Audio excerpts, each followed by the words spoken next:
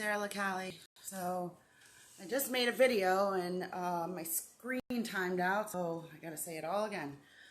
So this guy, James, that I met 10 years ago, seemed like the best stand-up guy, but I just, a lot of things happened, like girls were calling my phone when he didn't have a phone, and I would find condoms, and girls text him, come fuck me again, and a lot of things were happening and a lot of evidence was coming together and then disappearing out of my phone to say that he was a serial cheater.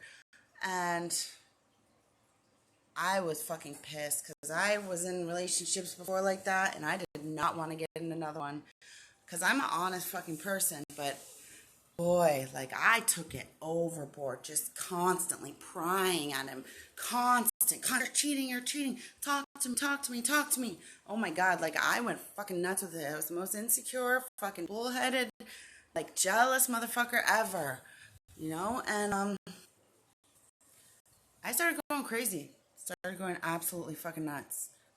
Because I'm a very moralistic person, and if someone just lies about something, like, you're making someone else live a lie, and it's not fucking cool. Like, fuck that shit. So I decided, since I was going crazy, I needed to find out the fucking truth. I needed to. Like, I was about to fucking explode. And so I find this lie detector test company, in Palm Beach Gardens or West Palm Beach online, and his name is Howard Temple, and I pay $500 and we go to this lie detector place, polygraph service, and it's at the guy's house, and this guy is a boss. Like I think he used to stand next to George Bush when the president was giving his speeches. Yeah, he's a higher up, but what he asked me to do was leave the room for the lie detector test. And I was like, why do I need to leave? He's like, well, that's protocol or whatever. So I left the room, I went outside, and then when I came back in, I was to get the results. Howard Temple said that I wasn't going to like the results because it wasn't what I was expecting, but he passed. He said he wasn't cheating, he wasn't lying, there were no other women or whatever. And I was like, what? Yeah, part of me was happy, but part of me was like, all this like profound evidence, this means I'm crazy. This means I'm absolutely schizo. I went to my psychiatrist and I told my psychiatrist the whole thing, and my psychiatrist diagnosed me schizoaffective and put me on all these fucking meds, and I was like a lab rat, and yeah. And bro, for the next 6 years, I couldn't trust what I was seeing, thinking, hearing. I didn't trust it, and I shut my mouth. I still didn't understand, but I didn't say anything about cheating. Instead, he abused me, just constantly putting me down. Constant. And I took it. I felt like I deserved it. I mean, I was a dick before. And yeah, well, long story short, after that 6 years, before this lie detector test happened and stuff, I asked him to talk to me one night. James, will you talk to me, please? Just tell me all this shit. No, the answer is always no. I was planning out on going running all night. I was a weirdo. I used to run around the city at night, like all night. And I went running in the middle of the night, and I brought my phone, of course, and all these recordings. Like, I set my phone out for the last few weeks when in his house and left, and left my phone on record, like voice recordings. And, I had all these recordings of him. Maybe he would say something. Oh my God, it's so embarrassing how, yeah. So that night I was running around the city and I was listening to these recordings. It took fucking forever, hours and hours of them. But then I hear this recording. It sounded like he was having sex, but then I realized it was a porno in the background. And then it sounded like he was jerking off. I started jerking off. And then I hear the baby coo. Like, the baby, I had a child. The child was 6 months old at this time. Her name was Shoshana. Love my life. But, I hear the baby coo. And then I hear him say, "Oh, you like that?" And then I just hear a slapping sound. And I can't help to think, bro, he's slapping his dick on my fucking baby. And what I did, like, I listened to it over and over and over, trying to make sure I wasn't crazy. And I heard the same thing over and over and over. And I was a little bit far from my car, but I made it closer to my car. And I had thoughts of going back there while he was sleeping and doing something really bad, really bad. And I was like, I can't do that. I can't do that. I just can't do that. So what I did was I went back to my car and took a whole bunch of Xanax. And initially I was planning to just drive home and then I'll fall right asleep and, I'm calm or whatever. It didn't really work out that way. I got another idea in my head. I went to a pool and there were like these awesome picnic tables. And I stole one of them with the chairs, put it on top of my car because I was thinking, well, two things. I was thinking maybe if we had this awesome picnic table, we could have dinner together and then he would start talking to me. What the fuck? Like, come on, bro. And also, I was thinking, you need to commit a crime, Sarah, because you need to be in jail because you are going to go home and fuck him up. So, I committed a fucking crime. And it didn't really work out. I didn't really go to jail right away. Also, I forgot to say, I was on Subutex. Really, I could not get off of it. I tried to get in detoxes, and at the time, like, my Medicaid said they weren't, paying for it, and I just couldn't get off of it. It was making my life fucking hell. Don't ever shoot that shit. Don't ever. It's the worst detox, like worse than methadone. So another reason was I couldn't get in detoxes and I wanted to go to jail to get clean. And didn't really work out that way. I ended up going to jail later. Like, I don't know, was it like a week or so down the road? Yeah, I got bailed out right away. And what happened is I got put on probation. And I had 3 years of probation. And during this probation, I'm sick of James at this point. I'm fucking sick of him. And I'm talking to this guy online and on the phone, and seems like a really, really nice guy, like Southern gentleman to the T. I talked to him for like 3 or 4 months on the phone, and finally I'm like, James, I'm gonna go on a date with this guy. I'm gonna meet him in person. Do you object? Like, is there anything you have to say? Do you want to talk to me about any of this? And he says no. So the guy comes and picks me up. I think his name was John. And that was my first mistake right there. Don't let him pick you up. Drive yourself. So we go to this bar/restaurant in Port Salerno, Florida. And, I have did I eat that night? I can't remember. But I had like 2 drinks, less than 2 drinks, so I didn't drink them all.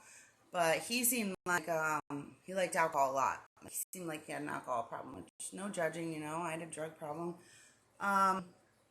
But this whole time we were talking on the phone, I guess he got an apartment and a townhouse, and he wanted me to see it.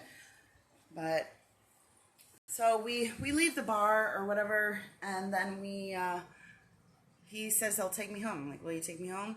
Yeah. he got a new car, new apartment, and I'm fucking with the Sirius radio on his new car 'cause I love music. And I noticed we start driving into his apartment building complex, which was kind of on the way to mine and James' house. And I was like, wow, what are you doing? I thought you were going to take me home. He's like, I really just want you to see my apartment. Well, long story short, I did, and he ended up fucking raping me. And, you know, I've been raped before, and this was the fourth time I'd been raped, and I wanted to do something about it. You know, the next day I called this guy, and I put a voice, like a call recording app on my phone, and I'm like, bro, you fucking raped me last night. What the fuck? And he admitted to it, and I was like, now I have evidence. Well, I was like thinking, I was like, maybe you have to, they have to know they're being recorded. So I call him back. I make up the story, and I'm like, listen, my baby daddy knows that I was fucked last night, but he thinks it was my choice. I am recording this phone call, and just so my baby daddy will know that it was not consensual and that you did force me into it. And he admitted it again on recording, knowing he was being recorded. So I hang up. That's when I call my probation officer. I'm like, you know, I told him, you know, I was raped. I want to do something about it finally. You know, I drank alcohol. I had like 1.2 drinks. And I didn't think I was, you know, supposed to drink on probation. I'm like, I'm going to press charges, but I don't want to get in trouble for drinking the alcohol. And he's like, dude, or he didn't call me dude. He's like, press charges. Get that fucker. You know, don't worry about it. You're not going to get in trouble. And so I pressed charges, and I got this detective, this female detective. And she was a bitch, bro. She was a bitch. She said that she couldn't use any of the recordings. She said I had to be present in her office on her phone and using her recorder and have him admit it. And I'm like, what the fuck? He's admitted it twice. How am I going to get him to admit it again? She's like, say whatever you have to say. Her words were, manipulate him if you have to. Just get him to say it again. So, you know, I don't know when I'm going to be in her office, but I told this guy, I was like, listen, I'm not satisfied with your apology. You don't seem sorry. When I'm ready, I'm going to call you. You better fucking answer and apologize. Admit what you did, apologize, and I won't press charges. This was the lie I told him. And meaning like whenever I get in her office, when she can fucking fit me in. So finally I'm in her office, and I call him, and, you know, he admits it, he apologizes, and then I see her eyes. I see the detective's eyes. She's like, oh my gosh, I got a big case. You know, he admitted it, blah, blah, blah, blah, blah. But then what happened afterwards? Like, holy shit. As a rape victim, you have special rights, which I didn't know about yet.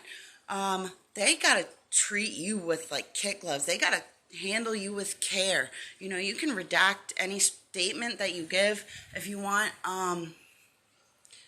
You know, but what happened was she called DCF and got DCF in my life for no fucking reason. They were up my ass. DCF is a bitch.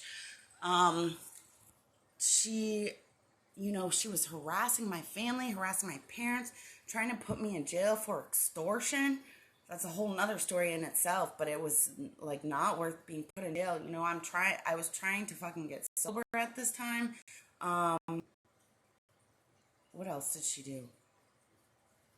Yeah, she was horrible to me. She was fucking up my life, and then I guess she called my probation officer, and my probation officer violated me for use of alcohol. Yeah, he walked in the hospital when I was detoxing and gave me a paper, and I was a mess, you know, and I was like, what is this? He's like, oh, just nothing, protocol, and I just stupidly signed it because I'm a fucking idiot, and it was a violation of probation. Okay, well, what I did was, you know, she was fucking my life up. So I was like, this must be karma, you know, trying to put someone in jail for this. 9.8 years is not worth. That's the average sentence a rapist gets, but I think that's a little extensive. This is my karma, So I dropped the rape charges, and the detective, she's like all mad and stuff, and I'm like, what the fuck, Like, if I continue with it, I'll just get fucked over more. I already violated probation, so I go to the judge, for my violation, and my probation officer stands up and says, he recommends mental health court. Because the cops went through my fucking phone and, I guess I said a bunch of fucked up shit. I was suicidal and all this stuff, insecure. And I said a bunch of fucked up shit, and he recommended mental health court. But little did I know, he was recommending mental health court because this PO had a little crush on me, and he is the officer, the PO for mental health court. He's the only one. So he recommended mental health court, and on the grounds that I had been drinking to excess. Now, I told him I had 1.2 drinks. I can't fucking drink. I'm a drug addict. I can't fucking drink like that. So, he told the judge I was drinking to excess, and, the judge, for the rest of my probation, which was 3 years, so I had like 2 years left, I got mental health court. Mental health court was a fucking bitch, and I had to see this PO. I had a curfew. He would come fucking to my house like in the middle of the night, and I'm here, and have to shoot the shit with him in the middle of the fucking night, and it's obvious that he fucking likes me, but I had like fucking 4 drug tests a week, and then I had to drug test with probation with my PO once a week, and no one gets once a week. They all get once a month. But anyways, mental health court was a fucking bitch, and all it made me want to do was do drugs. 4 fucking drug tests a week, bro. I couldn't like take care of my kid. I couldn't fucking get a job. Like, all this, it wasn't just drug tests. All this shit I had to do for mental health court. Well, anyways, it scared the shit out of me. I didn't want to go to jail, so but they did get me off the Subutex. Thank the Lord. Thank you for that. But at the end, I did so good. That mental health court offered to hire me after I graduated. I was intending on taking the job, but I didn't because I guess I had other plans. But during the end there is when I found out that I was allowed to drink on probation. You're allowed to drink alcohol. He just lied and said I was drinking to excess. Okay, so I graduate mental health court, and I get on meth because I'd always wanted to do meth. I was doing Adderall the whole time. I was prescribed Adderall. I was shooting people up, helping them find with clean needles, shooting them up with meth the whole time. And I was clean. Can't find a vein. I don't want them to see that. I don't want to see them just poking the fuck out of themselves, especially my friend Jennifer and Jay. Well, I would help them, but boy, it was stupid because it made me fucking want to do meth. So when I did graduate from mental health court, that's exactly what I did. And, ooh, the meth is another story in its fucking self. I started having, like, the most amazing ideas. Like, they were fucking billion-dollar inventions, and I wrote, like, books and books and books of just the most fucking awesome ideas. And, like, intellectual property. I mean, I told a lot of people, so a lot of people stole them, but, bro, I have a box of books of just fucking amazing ideas. And James would always get mad. I'd tell him my idea, and he'd get fucking mad. I like jealous, I guess. And one day I was like, it was kind of funny, but he made me cry because he kicked me out because I kept coming up with $1 billion ideas. And I started crying, and then I went into his room and I'm like, I'm sorry for being a wizard. And he started fucking cracking up. But that's when I started looking up stuff on my phone, and my phone like glitched to the Da Vinci Code, something about the Da Vinci Code. And I watched the Da Vinci Code when I was the movie when I was like 16. I found out, Jesus and Mary Magdalene had a baby, and it's what the Mona Lisa smiles over, and the baby's name is Sarah, and my name is Sarah. I'm like, pretty cool, but I never looked it up because I kind of felt conceited. But